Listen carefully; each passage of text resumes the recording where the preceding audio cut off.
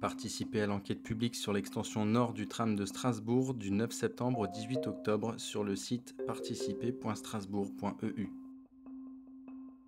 Cette enquête publique porte sur la déclassification de l'avenue des Vosges et de la route du Bischwiller, des voies pourtant structurantes et de distribution, dans les règlements et documents du plan local d'urbanisme. Il est important que vous vous prononciez contre la déclassification de ces artères vitales. Comment l'Eurométropole de Strasbourg en est-elle arrivée à proposer un maillage centre-nord de Strasbourg avec un tracé qui passe par Vosges, place d'Haguenau, Wilson et Gare?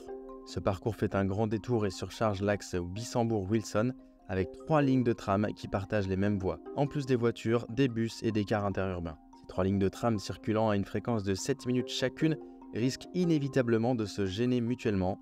Le carrefour Wilson, petite rue des Magasins, deviendra ingérable. À cette fréquence, cela signifie un passage de rame à chaque cycle de feu à ce carrefour, où les trams croisent les voitures venant de l'autoroute M35 et les cars interurbains. D'où la nécessité de remettre en service le tunnel des Halles, mais dans quelles conditions techniques? Personne ne le sait. Aucun des documents de planification territoriale actuels qui traduisent une vision cohérente du développement de l'agglomération à moyen et long terme ne prévoit un maillage centre-nord par l'avenue des Vosges. Le SCOTER, le PLUI, le SDTC 2025, les documents de planification urbaine, prévoient un maillage tram sur la deuxième ceinture des boulevards, Anvers, Dordogne, Presles, Clémenceau, Poincaré, Wilson.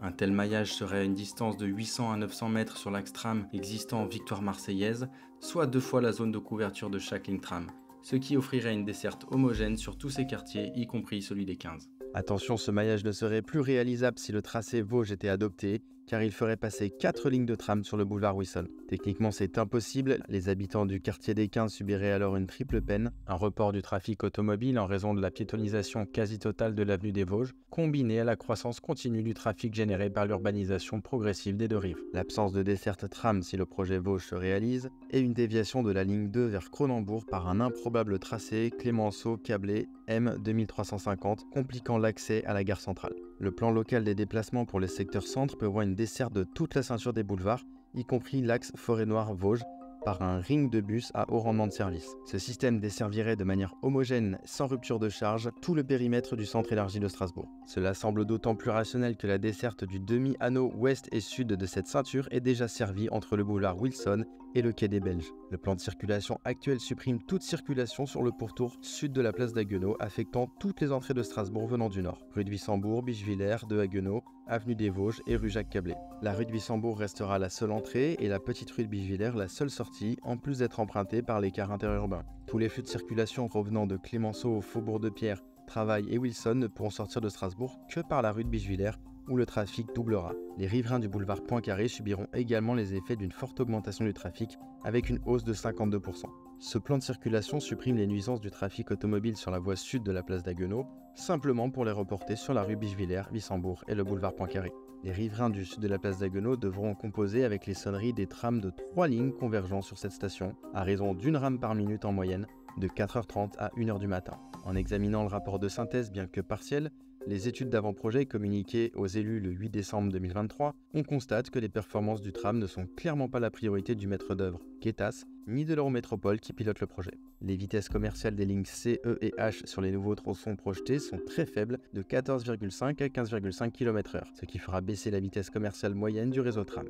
Le nombre de voyageurs empruntant ces nouveaux tronçons reste faible, plus 20 000 sur la ligne C entre le boulevard Wilson et Bischheim, à comparer aux 17 000 voyageurs actuels sur la ligne du bus 6. Plus 6 800 sur la ligne E, entre l'avenue des Vosges, la place d'Haguenau et la gare. Dans la zone d'influence de cette ligne, à 500 mètres de part et d'autre, seuls 17% des habitants ne sont pas déjà couverts par une ligne existante, ce qui explique la faible attractivité de cette nouvelle ligne. Plus 18 000 sur la ligne H, reliant la Robertso à la gare, sachant qu'elle remplacera une liaison déjà couverte par un bus à haut niveau de service, qui transporte actuellement 8 400 voyageurs par jour, ainsi que la branche nord de l'actuelle ligne E entre la Robertso et l'avenue des Vosges.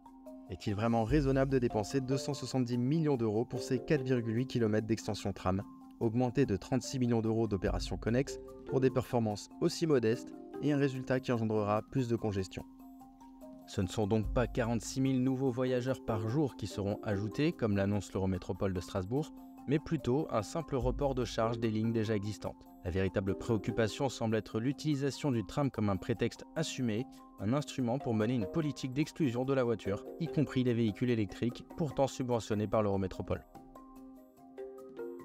Ce projet est anti-écologique et il n'est pas d'utilité publique. Partagez cette vidéo, restez informés et participez à l'enquête publique sur le site de l'Eurométropole.